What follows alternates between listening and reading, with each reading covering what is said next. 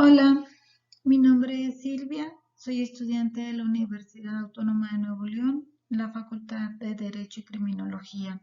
La materia es Filosofía del Derecho y este tema es el 5 corrientes actuales de la filosofía del derecho.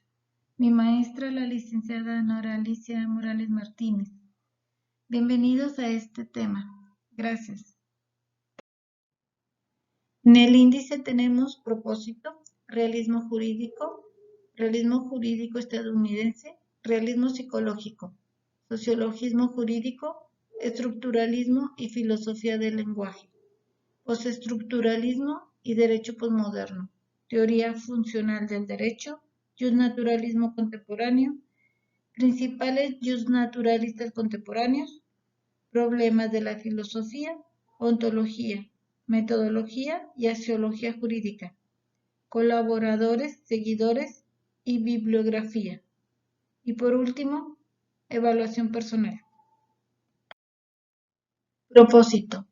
Entender las corrientes actuales de la filosofía del derecho, ya que nos encontramos con diferentes planteamientos, los cuales todos deben tomarse en cuenta, ya que son razonamientos de pensamiento al derecho, pero con el mejor de los propósitos, de que éste se aplique de una manera más efectiva, que vaya evolucionando con el tiempo, considerando que sea más humana y cada situación sea tratada con atención, no basándose en pura lógica o prejuicios, ni en los sentimientos particulares de los juzgadores. El realismo jurídico se caracteriza por considerar el poco valor objetivo y real de las normas jurídicas. Para los realistas escandinavos, las normas son solo un instrumento psicológico de la sociedad, sin existir los derechos en los individuos ni en la sociedad. En la parte individual de la especie puede ser no racional, pero en la personal se refiere que es racional y tiene derechos y obligaciones. Por lo tanto, el individuo puede o no ser persona, pero la persona es individuo. En el realismo jurídico estadounidense sostiene que las normas no son del todo eficientes y que solo es derecho la decisión de los jueces. El realismo jurídico nace en Suecia con Axel Hammerstone, quien atacó las ideas filosóficas de Christopher Jacob Boston, 1797 a 1866.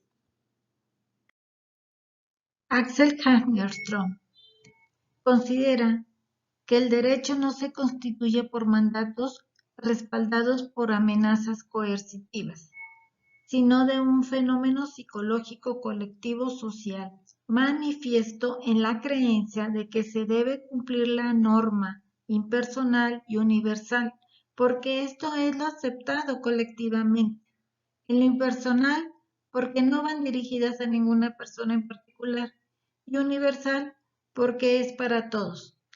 Axel se opone a la escuela angloamericana de la filosofía analítica y al positivismo lógico de Circuito de Viena. Entre sus seguidores se encontraba Anders Wilhelm Lundstedt, 1882-1955, Karl Oliver Crona, 1897-1980 y Alf Roth. Lundstedt, en sus ideas del realismo jurídico, nos dice que es imposible hablar de la ciencia de derecho, cuando en realidad todos son situaciones de ventajas definidas por el Estado. El juez Oliver Holmes Jr. fue el iniciador del realismo jurídico en Estados Unidos de América. Él afirma que el derecho no es otra cosa que las profecías de cómo los jueces resolverán los asuntos jurídicos en los tribunales. Esto quiere decir, para Holmes y sus seguidores, que el derecho no es la norma presentada en las leyes, sino la resolución que dictan los jueces en cada uno de los casos. O sea, que al final una decisión depende del estado psicológico, emocional y anímico de los juzgadores, que la convicción domina en las decisiones que toman. o sea, en la que piensa o siente, o más bien en lo que creen. Carl Llewellyn, el principal representante del realismo jurídico estadounidense. Él menciona que el derecho no es una ciencia deductiva que se caracterice por la mera aplicación de las leyes, ya que hay que atender las condiciones concretas de cada caso, en lugar de limitarse a las reglas legales estáticas y a conceptos tradicionales. El derecho no es estático, está en movimiento constante, por lo que debe crearse en cada situación. Jerome Frank. Él desarrolló el realismo psicológico y nos dice que no es posible conocer objetivamente una resolución, que solo se presenta la respuesta emitida por un juez. Esto quiere decir, el juez no resuelve conforme a las circunstancias de los componentes de un asunto, sino en razón de su estado de ánimo y circunstancias personales que le afecten. Por lo que la discrecionalidad del juez solo está fundada en razón de sus prejuicios, creencias y fobias. El realismo jurídico desemboca en el sociologismo jurídico. Oliver Wendell Holmes funda esta escuela. Su fuente, la experiencia sociológica y el análisis de las creencias de los grupos sociales, donde el derecho no puede ser formal ni sujetarse solo a la lógica para resolver asuntos. Deben reunirse las experiencias resolutorias, no deben perderse las costumbres, circunstancias y necesidades de la vida humana en sociedad. El derecho, más que lógica, es una experiencia práctica. Por lo tanto, sociología jurídica es el estudio del derecho como hecho o fenómeno social, es decir, estudia la interconexión de derecho-sociedad. Estructuralismo y filosofía del lenguaje. El psicólogo bielorruso Lev Simonovich Vygotsky, 1896-1934, sostenía que el desarrollo mental de los individuos consiste en la interiorización de los elementos culturales como el lenguaje, que estos instrumentos culturales no pertenecen a los individuos, sino al grupo humano en el que se desenvuelven. Las palabras no significan nada por sí mismas. Solo cuando un sujeto pensante hace uso de ellas, representan algo o tienen significado, son instrumentos. El sentido de las palabras siempre va de acuerdo a cómo se utilizan. Por eso, el pensamiento tiene las palabras bajo su control y decide el sentido de las mismas a partir del contexto utilizado. Ivor Armstrong Richards afirma que no hay pensamiento sin lenguaje, pues es imposible reflexionar o analizar concepto alguno sin utilizar palabras. O sea, no podemos separar los conceptos de las palabras. Al final, todo contexto varía y por consiguiente transforma el concepto. El pensamiento de Herbert Marshall McLuhan, 1911-1980, es acerca del lenguaje y de cómo los distintos medios de comunicación transforman nuestra concepción de la realidad. ¿Qué significa esto? Como nos transmiten el mensaje, es como lo vamos a entender y esa va a ser nuestra realidad. El lenguaje jurídico no se sujeta a un significado limitado de los términos empleados en las normas y leyes, ya que el significado de las palabras cambia con el paso del tiempo. Esto nos quiere decir que a veces ciertos términos tenemos un entendimiento, pero a través del tiempo los utilizamos para decir o hacer referencia a otras cosas. Por eso este cambia con el tiempo. Según Richard, no solo pensamos lingüísticamente, sino también metafóricamente. Es decir, aplicamos otras palabras o frases para dar a entender algo. Un miembro destacado de esta corriente es el francés Claude Lévi-Strauss, quien consolida el movimiento en 1950. Nació en Bruselas en 1908. Nos dice que el estructuralismo considera la existencia de reglas universales de relación en todas las sociedades, a partir de las cuales surgen formas de conducta, cultura, arte y pensamiento.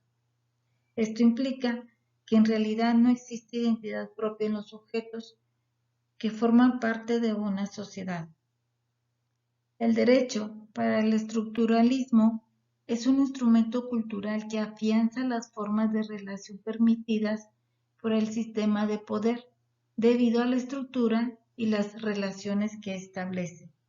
Se puede decir que hablar de cierto modo implica una idea de lo justo e injusto, de lo normal y anormal, de sano y enfermo, de legal e ilegal.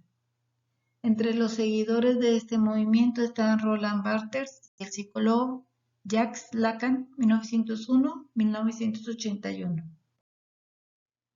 La lucha de la sociedad civil en el postestructuralismo y el derecho postmoderno.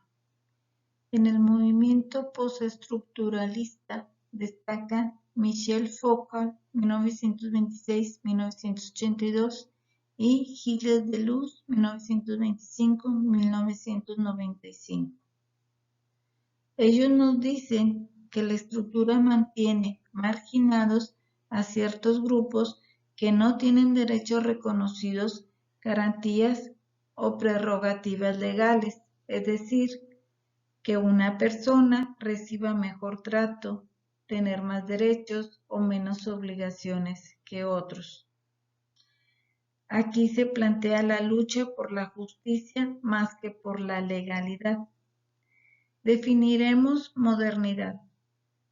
Es el momento en la historia del hombre en la que aparece una forma de racionalidad autosuficiente, es decir, un comportamiento humano que permite tomar una decisión, considerando normas, conductas, contextos o ideas de acuerdo a las circunstancias que lo rodean. En la posmodernidad se respeta cada modernidad racional con sus parámetros, o sea, cualquier característica que pueda ayudar a definir o clasificar un sistema particular. Teoría funcional del derecho. Norberto Bobbio, 1909-2004.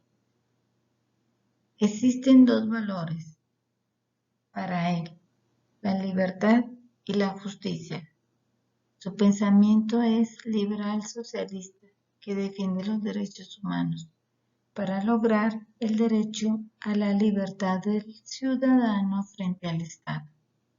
En 1950 defiende el derecho de los valores sociológicos y las consideraciones sociales. Para él, lo político es relativo a una época determinada y lo jurídico es permanente, sin importar el paso del tiempo. Crea la función promocional del derecho. Estudia sociología para comprender la realidad completa de política, economía y social, ya que reconoce que el derecho depende de la valoración de los hechos desde un punto de vista jurídico, social y económico. Justnaturalismo contemporáneo. En la década de 1960, algunos autores hablan del derecho más allá de los márgenes de la realidad. Entre estos autores está Noam Chomsky. Afirma que existe la justicia y la naturaleza humana. John Finnis, 1940, vincula el derecho natural a las prescripciones filosóficas y dogmático-religiosas del catolicismo. Justnaturalismo es una doctrina filosófica del derecho a través de la cual se considera que las normas o derechos son propios de la naturaleza del ser, derechos relacionados con la ética y la moral, normas de buenas costumbres. El justnaturalismo contemporáneo aparece como una opción para hacer frente al rigor y la amoralidad del justpositivismo germánico. Principales justnaturalistas contemporáneos. Entre ellos tenemos a John Finnis. Según este autor, el correcto actuar moral puede darse a partir del razonamiento que contempla lo inconmensurable de estos bienes. Inconmensurable nos indica que es muy difícil de medir o valorar. Germain Gabriel Grisez, 1929, nos dice que hay un tipo de conocimiento que proviene de las reglas de la conducta individual humana, del obrar singular del hombre, que es prudencial al nivel cognitivo de lo concreto. Por lo tanto, un ser humano básico y objeto de inclinaciones naturales de la razón que ordenan emociones, elecciones y acciones, individual o colectivas, por medio de la inteligencia. Y cuando se logra, entonces a la prudencia se le conoce como razonabilidad práctica, que evita confusiones. Por lo que la prudencia es la guía de las elecciones y acciones dadas por la razón práctica y excluye de la razón las opciones que violan los principios o las normas morales. Michel Ville nos dice que analiza el pensamiento de Aristóteles y Tomás de Aquino y que distinción entre derecho y ley sustentando los derechos humanos y la dignidad humana. Señala que los problemas de la filosofía son tres: ontología jurídica, metodología jurídica y la axiología jurídica. Ontología jurídica. Define el derecho y por ende elucida su fin. Determina lo que le corresponde a cada quien. Se limita a causas materiales, despreciando los finales, y requiere del legislador y juez. En la metodología jurídica, determina los caminos que lleva el derecho y utiliza la lógica jurídica, la dialéctica jurídica y el lenguaje jurídico. Axiología jurídica. La filosofía conocerá además del objeto del valor de éste, lo justo, por eso se deben emitir juicios de valor. El jurista analizará y valorará las instituciones, normas y las soluciones más justas. Colaboradores: George Kalinowski, tomista existencial, de Santo Tomás de Aquino, de la existencia humana, o relacionado a ella a través del análisis de la condición humana, la libertad, la responsabilidad individual, las emociones, así como el significado de la vida. También colaborador: Carol Wojtyla, 1920-2005. Entre los seguidores tenemos a Jacques Maritain y a Etienne Gilson, 1884-1978. Bibliografía del libro Hernández Castañeda, Curso de Filosofía del Derecho 2009, de Oxford, México. Espero que este trabajo realizado con mucho cariño les haya servido. Gracias. Por último, nos solicitan la evaluación personal. En esta evaluación me piden que diga cuál corriente apoyo. No es difícil escoger alguna para apoyar. El asunto aquí es que estoy de acuerdo con todas. Si observamos, nos daremos cuenta, a mi parecer, que todas tocan puntos importantes. ¿A qué me refiero? Es que en mi opinión, todas se complementan, todas son necesarias. Todas las corrientes actuales tienen un mismo objetivo que es mejorar el derecho, desde sus perspectivas basadas en sus conocimientos y experiencias de cada uno de los autores.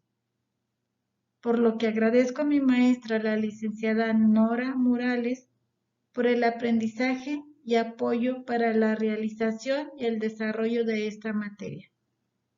Filosofía del Derecho. Mi nombre es Silvia y muchas gracias por escucharme.